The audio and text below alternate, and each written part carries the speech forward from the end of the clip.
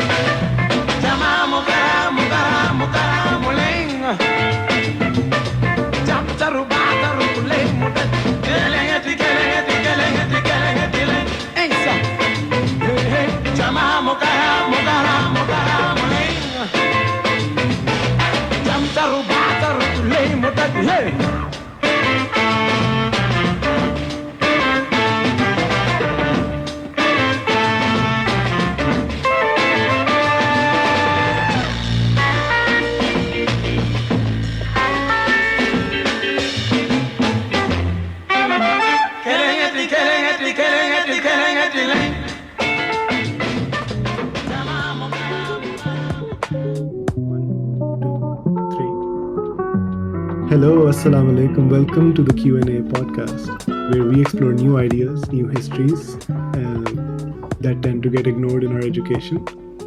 آج کے ایپیسوڈ میں ہم بات کریں گے communist party of India and the subsequent communist party of Pakistan جو اس سے ایمرج کی اس کے بارے میں. آج کل کی پولیٹیکل لینڈسکیپ میں ہمیں کمیونسٹ پارٹی کا کوئی فٹ پرنٹ نظر نہیں آتا، لیکن ارلی آن انڈیپینڈنس کے قریب انہوں نے کافی ایک سگنیفیکنٹ پولیٹیکل موومنٹ شروع کی تھی جو پرسسٹ کی تھی into the 60s till ایوب's dictatorship, جس کے بعد کمپلیٹلی ان کا خاتمہ ہو گیا تھا. Even though it's like a small part of our history, per I think it's an important thing to discuss, to challenge جو ہمیں ایک یونیفائڈ پکچر دی جاتی ہے پاکستان کے بننے کی، اس کو تھوڑا چیلنج کرنے کے لیے اچھا ہے. تو واٹس اپ؟ ویسے تم نے بڑا ایک اچھا پوائنٹ لے کے آئے یہاں پہ کہ ہماری کمیونسٹ ہسٹری جو ہے، for example the communist party of Pakistan and the communist party of India, ان کو ہم لوگ اگر تھوڑا سا ریٹروسپیکٹ کے اندر دیکھیں تو لائک ان کا کوئی مینشن نہیں آتا. ہماری جو بھی ہسٹری بکس ہم لوگ پڑھتے ہیں، جو بھی ہسٹری ہم لوگ ویسے ہی کنزیوم کیا جاتا ہے وہ اسکولز وغیرہ کے اندر، تو ان کا مینشن یا کوئی بھی لائک ان کے ایکسپلوئٹس کا بتایا ہوا یا پھر کوئی انفلوئنس لائک نان ایگزسٹنٹ ہے. تو ہم لوگ یہ افیکٹولی طور پہ ہسٹری سے وائپ ہو چکے ہیں. تمہیں یاد پڑتا ہے پاک اسٹڈیز کے اندر کبھی مینشن ہوتا تھا؟ Nope, never. لائک ہمارے کبھی بھی کسی پاکستان اسٹڈیز کے لیکچرز کے اندر نہیں مینشن ہوئے ہوئے. یا لائک ایون اسپیشلی طور پر اگر تم اس کو دیکھو کہ جس طرح فیض احمد فیض جو ہے فار ایگزامپل ہم لوگ دیکھتے ہیں، تو he was a very prominent communist of his time.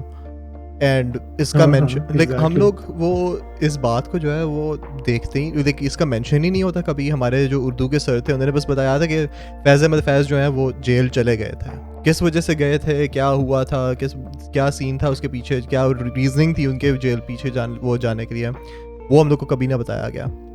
جبکہ ان کی لائک کافی ہیویلی طور پر جو ہے ایک وہ کیا کہتے ہیں کمیونسٹ لیننگ تھی. وہ خود کمیونسٹ پارٹی آف پاکستان کے جو آئی تھنک ایکٹیو کافی ممبر تھے وہ درمیان میں.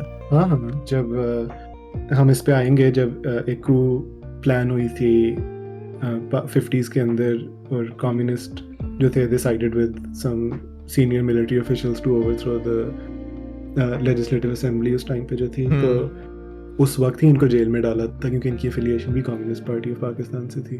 ایگزیکٹلی. ہاں ہم اس پہ جائیں گے، پر ابھی جو ہے ہم لوگ وہ یہ اچھا دن ہے بات کرنے کے لیے، کیونکہ آج 23rd جو ہے پاکستان کی فاؤنڈنگ کا دن. ہاں ٹیکنیکلی طور نہیں، وہ تو خیر لوگ بتا چکے ہیں کہ ایکچولی 24 مارچ تھا جس دن لاہور ریزولوشن ہوئی تھی، لیکن بھگت سنگھ جو ہے اس کی ہینگنگ 23 مارچ کو ہوئی تھی 1931 کے اندر. اینڈ وہ بھی آئی تھنک وہ کافی prominent like out spoken communist تھا نا. ہاں یہ سوشلسٹ تھا. بولشوک اینارکسٹ ویوز تھے اس کے. Like he killed a British police officer جس نے ایک انڈین نیشنلسٹ کو مارا تھا، تو اس کے بدلے میں اس نے ایک برٹش آفیسر کو مارا. And he didn't even apologize. It was like he was told کہ if you apologize you might be pardoned, but he was like no, I won't do that. And then I think escaping arrest کرتے ہوئے like وہ بعد میں I think وہ کانگریس میں بھی sneak in کر کے اس نے لائک وہاں پہ جو ہے ان کی بالکنی پہ جا کے وہ بڑی کوئی لائک امپاورڈ اسپیچ دی ہے. اینڈ دین اس نے پیمفلیٹس وغیرہ پھینکنا شروع کر دیے of like socialist revolutions. But ہم کیا کہتے ہیں لائک اس کو آئی تھنک اتنا خاص گھاس نہیں ڈالا گیا ہے اس لحاظ سے. اینڈ دین بعد میں اس کو ہاں لائک ہینگ بھی کر دیا گیا. I think like coffee rich story ہے, he might deserve his own episode per exactly ہاں اس کی تھوڑی سی ہسٹری کے اندر لیکن ڈیلو کرتے ہوئے. پر ہاں لائک یہ بعد کی باتیں ہیں. ابھی ہم لوگ واپس ہاں آتے ہیں کہ کمیونسٹ پارٹی آف انڈیا جو ہے اس کے ہاں پری before پارٹیشن ہاں کیا انفلوئنسز تھے. ہاں اس کے بارے میں بات کرنے کے لیے میں مینلی ریفر کروں گا کامران اسدر علی کی سرخ سلام جو کتاب ہے 2016 کی, جس کے اندر وہ ٹریس کرتے ہیں from 1947 to 1971 history of the communist movement ان پاکستان. تو that will be my primary source, اور اسی کے ایگزرپٹس وغیرہ میں پڑھ رہا ہوں گا اس کے بیچ میں, if any one is wondering کہ ہاں یہ کہاں سے انفارمیشن ہم کدھر سے چیزیں آ لے رہا رہے ہے. ہیں. ہاں پر ہاں let's start with a more general question کہ لائک مسلم آئیڈینٹی سب کانٹیننٹ کے اندر تھی کیا انڈیا اور پاکستان کے بننے سے پہلے, کیونکہ کانٹریری ٹو ہمیں جو بتایا جاتا ہے محمد بن قاسم پہلا پاکستانی نہیں تھا. مسلمانوں کی اور ہندوؤں کی جو اسٹرگلز رہی ہیں برٹش کے خلاف وہ کافی کمپلیکس ہیں, اور کچھ ریجنس کے اندر ریلیجس سینٹیمنٹ کافی اسٹرانگ تھا. کہیں پہ کئی سیکولر مسلمس تھے جو اپنے آپ کو مسلمان کہتے تھے, لیکن وہ بلیو کرتے تھے ایک سیکولر فارم آف گورنمنٹ کے اندر. لائک کئی مسلمان تھے جو سمجھتے تھے کہ یہ برٹش کی طرف سے ایک ڈیوائڈ اینڈ کانکر کیا جا رہا ہے, جو آئیڈیا ڈالا جا رہا ہے کہ سب کانٹیننٹ کو پارٹیشن کیا جائے چھوٹے ملکوں کے اندر. دے آر لائک ہم زیادہ ایک مضبوط ملک بن سکتے ہیں if we stay united. لیکن دین اگین کچھ مسلمانوں کے بھی ویلڈ کنسرنس تھے کہ کیا ان کو پروپورشنل ریپرزنٹیشن ملے گی, کیا ان کے پاس کوئی سیکیور سیٹس ہوں گی لیجسلیشن کے اندر.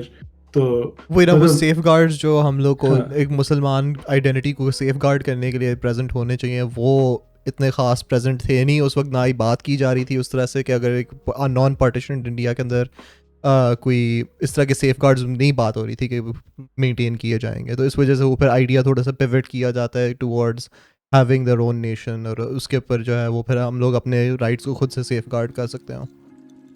ہاں تو لیکن اکثر انڈرسٹینڈنگ جو ہوتی ہے وہ دی جاتی ہے کہ پاکستان کی کریشن جو it was the culmination of historical aspirations of the Muslim community of the sub continent.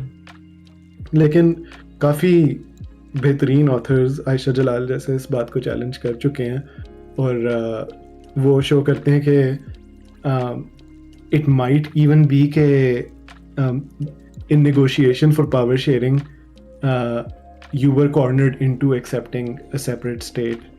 Like اتنا کلیئر آئیڈیا نہیں تھا مسلم لیگ یا اس کے لیڈرز کے پاس کہ وہ چاہتے کیا ہیں اور کدھر باؤنڈریز ڈرا کرنا چاہتے ہیں اور کیا پاور اسٹرکچر بنانا چاہتے ہیں. Wait, they were us point پہ like they were quite literally flying on this by the seat of their pants us moment میں کہ like you know ایک وہ بہت جلدی سے وہ جو برٹش جو ہیں وہ ایگزٹ کرنے کی ایگزٹ اسٹریٹجی بنا رہے تھے اپنے. اینڈ کیا کہتے ہیں اولڈ جو ہیں وہ انڈینز وغیرہ جو ہیں ان کو تو پتہ تھا کہ ہم لوگ نے انڈیپینڈنس سیکیور کر ہی لینی ہے, ایک انڈیپینڈنٹ انڈیا بنے گا ہی بنے گا. اور پھر مسلمانوں کے اوپر جو ہے وہ ایک سینچری طور پر ایک تلوار لٹکائی گئی تھی کہ ڈیسائڈ کہ you were either with us اور لائک وداؤٹ اس ٹائپ سین. ہاں ایگزیکٹلی. تو اب سنس یہ اتنا سڈن تھا, like it was like 15-20 Pakistan resolution کب سائن ہوئی تھی, ڈو یو ریمبر؟ 33 تھا نا. ہاں ہاں تو 33 میں پاکستان ریزولوشن نہیں سوری لاہور ریزولوشن جو ہے ہاں اسے پاکستان ریزولوشن کا.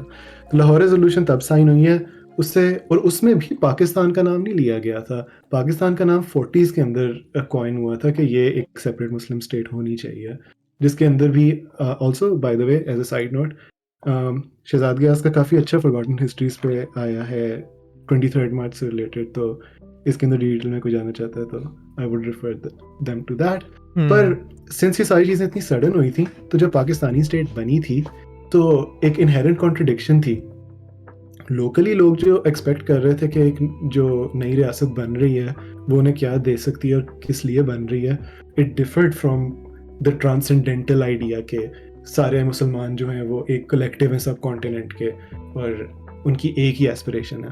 وہی نا وہ ایک ہاں کلاسک مسٹیک وہ پرفارم کر رہے تھے کہ like you know treating entire cultural identity as like a مونولتھ versus like people exactly. Having much different ideas درمیان میں کہ وہ لائک ایک کوئی سنگولر گول کے ٹورڈز ہر کوئی نہیں فوکس کر رہا ہوتا. ہاں تو ایون جب ہم پاکستان کو ایک اسلامک اسٹیٹ کے طور پہ سوچتے ہیں تو دیٹ واز دا آئیڈیا جو پنجاب کے اندر بیچا گیا تھا to counter the Unionist party. Bengal کے اندر مسلم لیگ نے اپنے آپ کو as a secular force present کیا تھا کیونکہ وہاں پہ ایک سیکولر موومنٹ کافی اسٹرانگ تھی. تو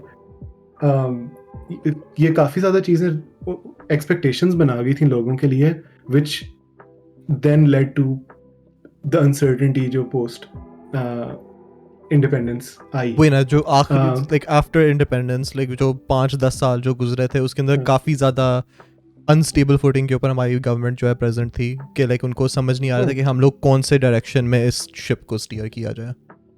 ہاں کیونکہ اتنے ڈائیورس کلچرز بنے ہوئے تھے اور ہم سوچتے بھی نہیں ہیں بنگلہ دیش کے بارے میں لیکن ویسٹ پاکستان سے بڑا پاپولیشن کا سیکشن تھا جو ایسٹ پاکستان تھا. ایگزیکٹلی.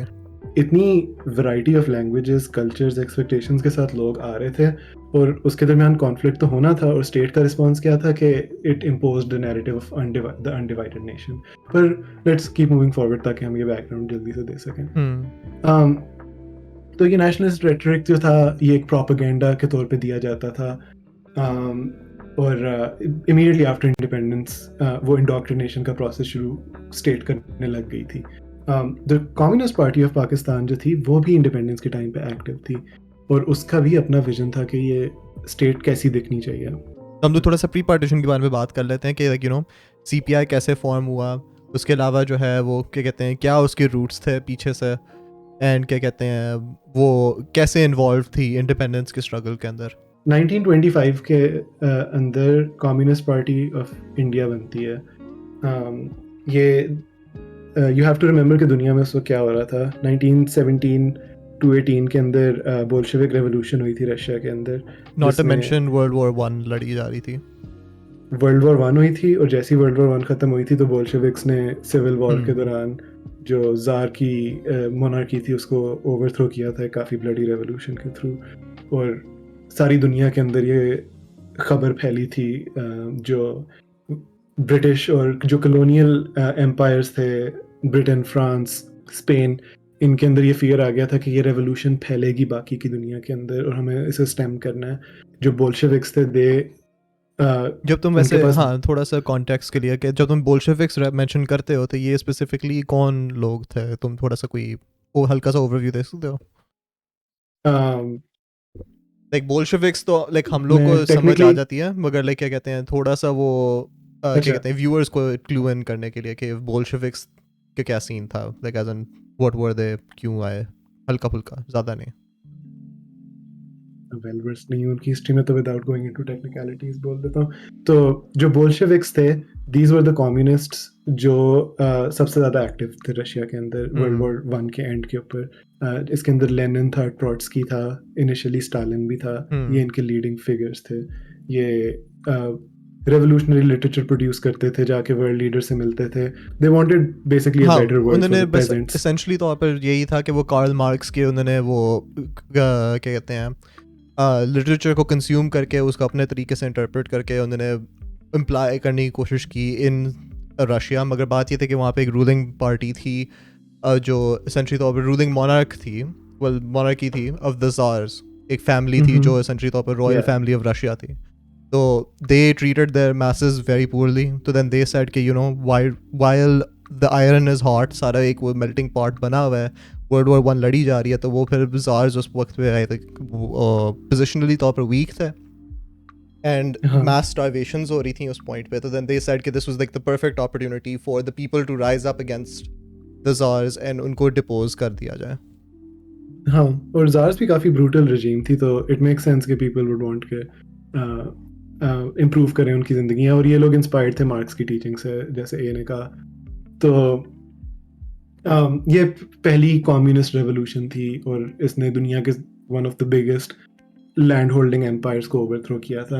اور as soon as they did انہوں نے ایکسپورٹ کرنے شروع کیا تھا. Like they encourage movements all across the world جو ان کی آئیڈیالوجی کو فالو کرتی تھی.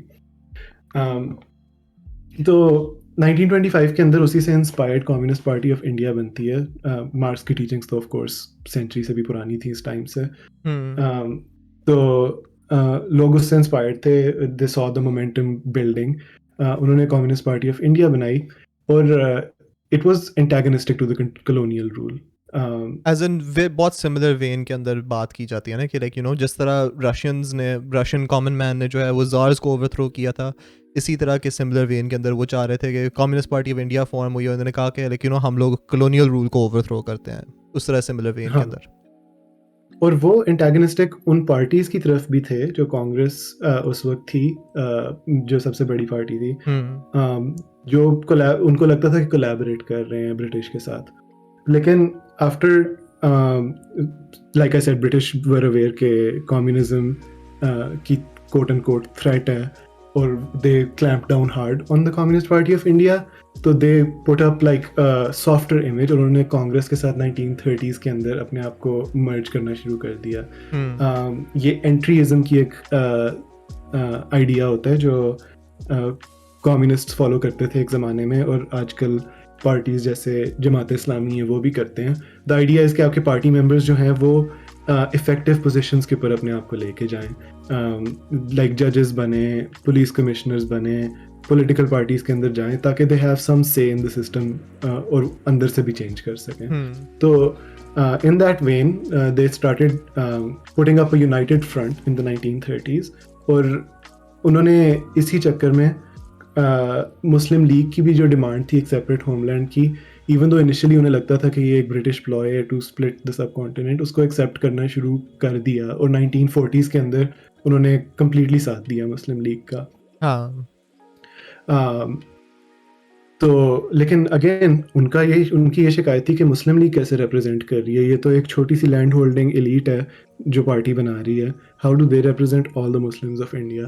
تو G M ادھیکاری was one of a senior member of the Communist Party of India, and he said maybe we can figure out کہ Muslims کو کس طرح categorize کیا جا سکتا ہے as different nations by the language groups they are in, یا by the demographics that they belong to. Sorry, they were looking beyond the Muslim identity essentially طور پر جو پاکستانیز کی ایگزسٹ کرتی ہے. Sorry, وہ سب کانٹیننٹ کے اندر جو ایگزسٹ کرتی ہے. کیونکہ اس وقت یہ آئیڈیاز بھی تو فلوٹ ہو رہے تھے نا کہ ایک سیپریٹ الیکٹوریٹ دیا جا سکتا ہے, ایک لوز فیڈریشن ہو سکتی ہے جس میں یہ اسٹیٹس سم واٹ انڈیپینڈنٹ ہوں گی لیکن اس فیڈریشن کا حصہ ہوں گی.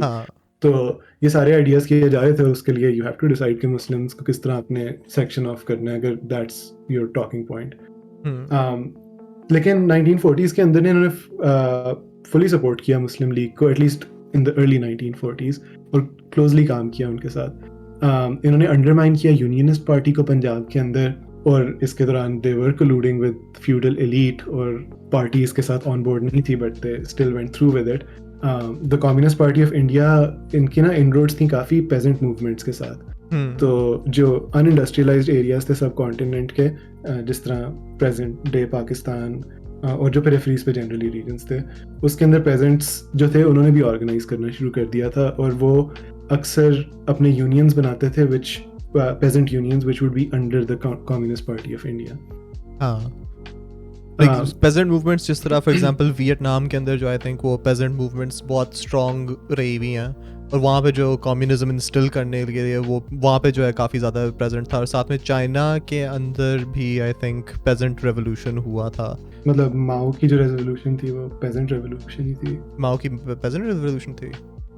ہاں, بٹ ہاں ایک ان سملر وینز جس طرح وہ ویتنام اور ساتھ میں جو ماؤسٹ وہ لائک لوگ جو تھے وہ اسی طرح وہ چاہ رہے تھے کہ پیزنٹس جو ہیں وہ اسینشلی طور پہ یونینائز کریں آپس میں, اندر وہ پھر ان کو سپورٹ دیا جائے, وہ ریولوشن آگے کاز کریں. تو بیسکلی ایک میوچولی بینیفیشیل ارینجمنٹ تھی. مسلم لیگ کے تھرو لیس انڈسٹریلائزڈ ایریاز کے اندر سی پی آئی کو انروڈس مل رہے تھے, اور مسلم لیگ کو جو سیکولر مسلمس تھے they were more inclined to support the CPI, Communist Party of India, اور مسلم لیگ کو ان کی سپورٹ مل رہی تھی. تو for a while it was a beneficial arrangement. لیکن mid 40s کے اندر لیڈرشپ سی پی آئی کی چینج ہوئی, اور they started جو لوگ اگینسٹ تھے ایک سیپریٹ مسلم نیشنلزم کے, they came to the front. جو وہ کہتے تھے کہ جو پاکستان کی سائڈ نوٹ, کمیونزم کے اندر every nation has the right to self-determination. اگر کوئی بھی گروپ ہے وہ کہنا چاہتا ہے کہ ہم سیپریٹ ہیں اس پوری فیڈریشن سے, ہم چاہتے ہیں کہ ہمارے پاس آٹونومی ہو, تو they should have that's kind of a part of the communist ideology, and that's what the Muslim league, that's how they were accepting the Muslim league demand early on. لیکن دین دے set کہ پاکستان کی جو demand ہے it's not a right to self determination but a Muslim separatist demand.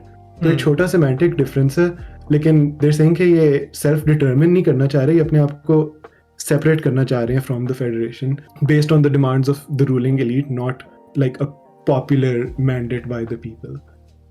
ہاں نا, like وہ essentially طور پر جو لوگ ان پاور تھے وہ لوگ اسینشلی طور پر بڈ ٹو لائک سیسیڈ فرام انڈیا, وہ اسینشلی طور پہ بنا رہے تھے, ورسز لائک ایک پاپولر کنسنسس ہو, لوگوں کا آپس میں ڈیموکریٹکلی طور پر یہ ڈیسیجن بنایا جائے کہ ہاں یار ہم لوگ سیپریٹ ہونا چاہ رہے ہیں, جو اسینشلی طور پر مسلم لیگ جس چیز کو امباڈی کرتی تھی اس ٹائم کے دوران.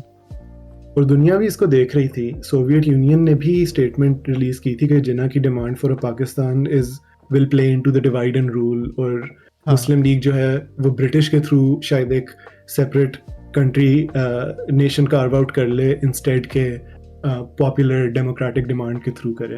تو سی پی آئی نے آہستہ آہستہ اپنے آپ کو ڈسٹینس کر لیا انڈیپینڈنس کے قریب, and they weren't willing to accept Pakistan even until the independence happen. ہم اس ایرا کے بارے میں بات ایک نہیں کر سکتے without talking about world war 1 and world war 2.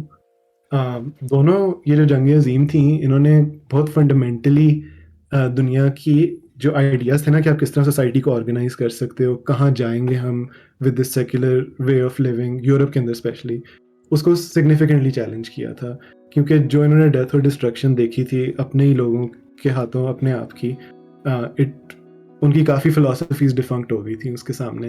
Just by following logic and reason آپ ایک پروگریسو اور انکلوسیو دنیا بنا سکتے ہو, دیٹ کلیئرلی وازنٹ ٹرو. تو اس کے بارے میں ایک ایکسرپٹ ہے جو ڈسکرائب کرتا ہے کہ وہ ڈسٹرکشن اور ڈیسولیشن کیسے فورس کرتی ہے لوگوں کو کہ وہ ایک نئی دنیا کے بارے میں سوچیں. تو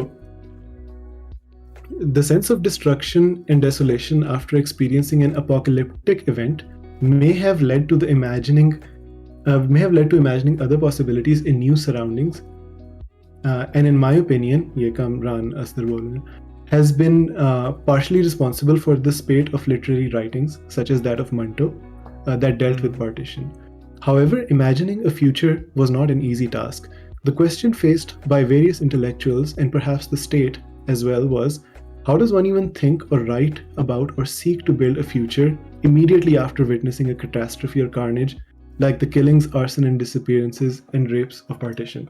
Just like World War II نے یورپ کو فورس کیا تھا کہ وہ ری امیجن کریں اپنی سوسائٹی کو, یہ پارٹیشن اور جو وائلنس اس کے اگینسٹ تھا اس نے بھی فورس کیا تھا ہمارے انٹلیکچوئلس کو اور ہمارے عام لوگوں کو بھی ٹو ری امیجن کہ کیا چاہتے ہیں وہ. وہی نا, وہ اس پوائنٹ پہ جا کے جو ہے وہ اس طرح سین ہوتا ہے کہ خیالی پلاؤ تو ایک حد تک تمہیں ایک جگہ تک پہنچا سکتا ہے نا, اس سے آگے جو ایکچوئل جو سیڈ جو لائک تم بو گے جو فروٹ بیئر کریں گے آگے سے, وہ پھر تمہیں ری ایویلیویٹ کرنا چاہیے کہ تم کون سے ویلیوز کو چاہتے ہو کہ وہ انسٹل کیا جائے پاپولیس کے اندر کہ وہ آگے جا کے فروٹ بیئر کریں. ہاں, تو ورلڈ وار 2 کے بعد برٹش اکانومی بالکل شیمبلز میں تھی. ان کے پاس اتنی ریسورسز نہیں تھیں کہ وہ بائی فورس اپنی کالونیز کو ہولڈ کر سکیں, اور ان پہ یو ایس سے بھی پریشر تھا کہ وہ اپنی کالونیز کو آہستہ آہستہ انڈیپینڈنس دیتے رہے. uprisings emerged against the British within the Indian Army and the Royal Indian Navy. Mumbai سے کراچی مدراس کلیشز ہوئے, انہوں نے پولیس سے کہا کہ ان کلیشز پہ کلیمپ ڈاؤن کریں. پولیس ریفیوز ٹو فائر آن, کیونکہ انڈین آفیسرس تھے, they refuse to fire on their own people. تو انہوں نے برٹش آرمی کو بلایا جو تھوڑی زیادہ ایک کلونیل فورس ہے, اور ان سے اچھی خاصی پھینٹی پڑوائی. ہاں, تو یہ سارے فساد وغیرہ ہو رہے تھے انڈیا کے اندر, اور اس سارے کے اندر سی پی آئی جو تھی وہ نان ایگزسٹنٹ تھی. اب پوچھو کیوں نان ایگزسٹنٹ؟ دنیا کی سب سے بڑی انہوں نے بونگی ماری. انہوں نے برٹش کے ساتھ 100% سائڈ کر لیا ورلڈ وار 2 کے دوران. جب سوویٹ کے اوپر حملہ ہوا جرمنی کی طرف سے ورلڈ وار 2 میں, تو کمیونسٹ پارٹی انڈیا نے کہا کہ ہمیں سپورٹ کرنا ہے برٹش کو، اور جو بھی باقی کی موومنٹس چل رہی تھی نا، جو سول ڈس اوبیڈینس کیمپینس تھیں کانگریس وغیرہ کی، اس کے اگینسٹ گئے یہ. تو پاپولر سینٹیمنٹ اینٹی برٹش تھا اس سارا ٹائم. لوگ یہ کہتے ہیں ہمارے بندے تم لوگوں کے لیے کیوں مرے جا کے. انہوں نے کہا نہیں، سوویٹ ابو جو ہیں ان کو بچانا ہے، تو ان کو لڑو جا کے. جو ان کے یونینس تھے ان کے under, they stop them from striking. ان کا رائٹ لے لیا اسٹرائک کرنے کا، وہ بھی ان کے اگینسٹ ہو گئے. اور basically they were all for کہ 100% سارا کھانا، ساری ریسورسز دو برٹش کو، تاکہ وہ ہرائیں جرمنس کو in their fight against the Soviet union. تو اس کی وجہ سے ان کی پاپولیرٹی پلمٹ کر گئی. اور کیس یہی بنایا جا رہا ہے اس بک کے اندر میرے حساب سے کہ the reason they went against the demand of the Pakistan so suddenly was کہ انہیں پاپولیرٹی واپس بھی چاہیے تھی، تو وہ کانگریس کے ساتھ سائڈ کرنے لگ گئے تھے mid-40s کے اندر، تاکہ وہ مین اسٹریم پالیٹکس کے اندر ری انٹر کر سکیں. ریلیونسی مینٹین کریں وہ. ایونچولی جب پارٹیشن ہو گئی تو they did afterwards split the party into the Communist Party of Pakistan، تاکہ یہاں پہ بھی ایک فٹ ہولڈ رہے ہیں، ادھر انڈیا میں بھی ایک فٹ ہولڈ رہے ہیں، دونوں آپس میں کولیبریٹیولی کام کرتے ہیں. ہاں، they had declared the creation of Pakistan a reactionary movement that set back the progressive movements in the subcontinent. جو لوگ آئے تھے پاکستان کمیونسٹ پارٹی انڈیا سے، وہ جو ہیں ان کے ذہن میں بھی وہی 1917 ریولوشن جو تھی وہ فارم کرتی تھی ورلڈ ویو، اور جو لوکل ریالٹیز ہیں وہ اتنا رول نہیں پلے کرتی تھی. مگر یو کانٹ سے کہ ان لوگوں نے ایفرٹ نہیں ڈالی یا وہ کمیٹیڈ نہیں تھے ٹو دیئر کاز. یہ ایک میں ایکسپٹ پڑھنے لگا ہوں بک سے. The CPP leadership, generally arrived from India, was not familiar with the cultural and political landscape of the country, and most belonged to the northern Indian Ashraf, the highly educated and self-conscious Muslim elite. Personally steeped in the comportment, culture and aesthetics of North Indian adab. تو یہ سارے north Indian تھوڑے high society کے لوگ تھے. جو اس وقت کی انٹیلیجنسیا تھی، جو اس وقت کے لائک وہ کیا کہتے ہیں پوزیشن ہولڈنگ لوگ تھے، وہ اسینشلی طور پر فارم کرتے تھے سی پی آئی کو، سی پی پی کو. ہاں، yet these very same people were also dedicated to establishing a future socialist society that was committed to democratic values, distribution of wealth, and to end the exploitation of the oppressed. They brought with them immense dedication, energy, and selflessness. We find the aristocratic and aesthetically inclined Sayyid Sajjad Zahir, a central figure in this book, leading the CPP in its early years, surrounded by comrades who were sent from the CPI central office in Bombay to assist him. We also find him trying his utmost to understand the local realities, creating bonds with the remnants of the working class politics in Pakistan, and working hard to start it anew. Sometimes not so successfully, yet this beginning made possible a different trajectory of politics among the urban working class, peasants, students, middle class, intellectuals, artists, literary personalities that grew to sometimes challenge the status quo and demand changes in the governance structure during Pakistan's short history. تو یہ لوگ even though high society کے تھے، تھوڑا remove تھے realities سے، like انہوں نے کافی ایفرٹ ڈالی ٹو انڈرسٹینڈ دیم اور ڈیڈیکیٹڈ تھے ٹو واٹ دے وانٹیڈ، اور they should it with their efforts. ان کی اگر پولیٹیکل اور پرسنل فیلنگس تھیں، انہوں نے اپنی پوری زندگیاں پھر بھی اس موومنٹ کو دیں. دے married letter in life, they didn't make as much money, like poverty میں رہے کافی زیادہ یہ لوگ، اور ساری زندگی بولتے رہے ویمنز رائٹ کے لیے، لینڈ ڈسٹریبیوشن کے لیے، فری ایجوکیشن کے لیے، سوشل جسٹس کے لیے. تو لائک تھوڑے سے لوگ تھے لیکن کافی ڈیڈیکیٹڈ تھے، اور آئی تھنک ان کا انفلوئنس آؤٹ سائز تھا فرام دیئر نمبرز. تو like I think this seats us up for actually talking about their role with in Pakistan, جو ہمارا مین فوکس ہوگا. پر this episode was like a setup to give you the context in which we're operating. کہ کیا کہتے ہیں کہ جو آگے ڈسکشنز کیے جائیں گے، ایک چھوٹا سا بریفر ٹائپ چیز اس کو سمجھ لو. ہاں، تو thank you for listening to this episode, or stay tuned for the next part. Catch you guys later. Peace. Bye.